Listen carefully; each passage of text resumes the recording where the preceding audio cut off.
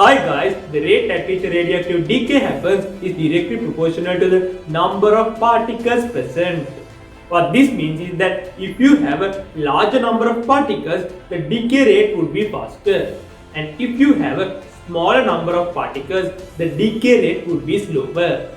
We can obtain an equation which shows us how decay rate changes with time. This is known as radioactive decay law with respect to activity. So guys, let us discuss about the decay law with respect to activity. As I have already mentioned, the rate at which radioactive decay process is happening is given by the decay rate. This is also known as the activity of the radioactive sample. The activity of a sample is the rate at which the sample is undergoing radioactive decay, and it is given by the following equation. It is also given by the symbol capital R. We introduce a negative sign because the radioactive sample decreases with time. So in order to get a positive number, we need to multiply it by a negative sign. The activity also changes with time. As the number of sample decreases, the activity also decreases with time. This is given by a specific quantity and it has a definite unit. So the unit of activity is becquerel and it is symbolized by capital B and simple Q. 1 becquerel is also equal to 1 disintegration per second. There's another unit associated with activity that is termed as Curie, and 1 Curie is equal to 3.7 times 10 to the power 10 becquerel.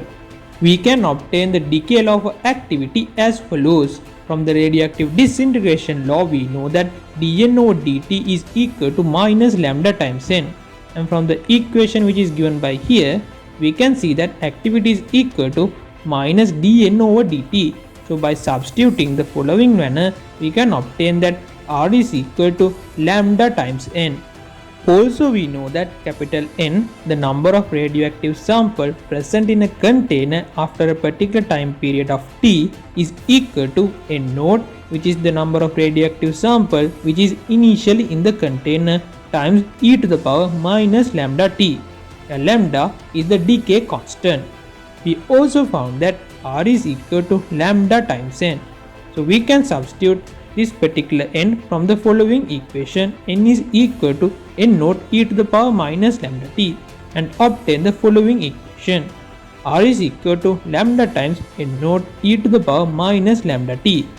We also discussed that R is equal to lambda times n. Similarly, R naught is equal to lambda times n naught, and when we substitute this value to the following equation, we can obtain that R is equal to R naught e to the power minus lambda t, where R is the activity at any given time and R naught is the activity at time equals 0. This is the radioactive decay law with respect to activity. So guys, now we have discussed about the radioactive decay law with respect to activity. We have also discussed about other parameters associated with it in our previous videos. The links to those videos are given in the description below. To get a better understanding about what we have discussed until now, let us look at the following example.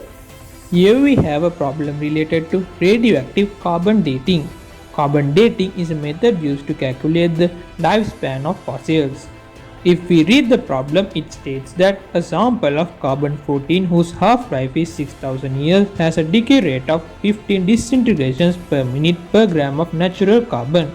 A fossil is found to have radioactivity of 5 disintegrations per minute per gram of its present carbon. The question is, how old is the fossil? Let us look at the answer as follows.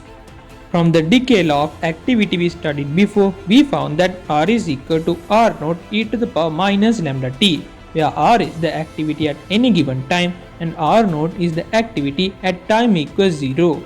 In the problem it stated that the activity at time equals 0, which is R naught, is equal to 15, and after some period of time the activity R is equal to 5.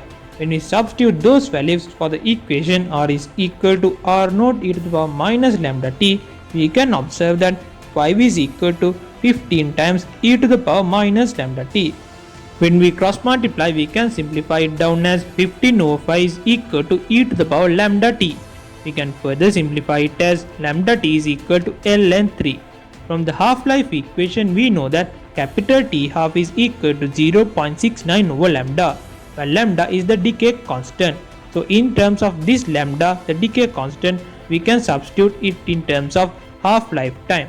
So the equation would be T times 0.69 over capital T half is equal to L length 3. From that we can obtain that simple T is equal to ln 3 times 6000, where 6000 is the half-life time divided by 0.69. This is equal to 9553.15 years. So the fossil would be 9553.15 years of age. So guys, now we have discussed about the parameters associated with radioactive decay. Hope you guys enjoyed today's video. Have a nice day.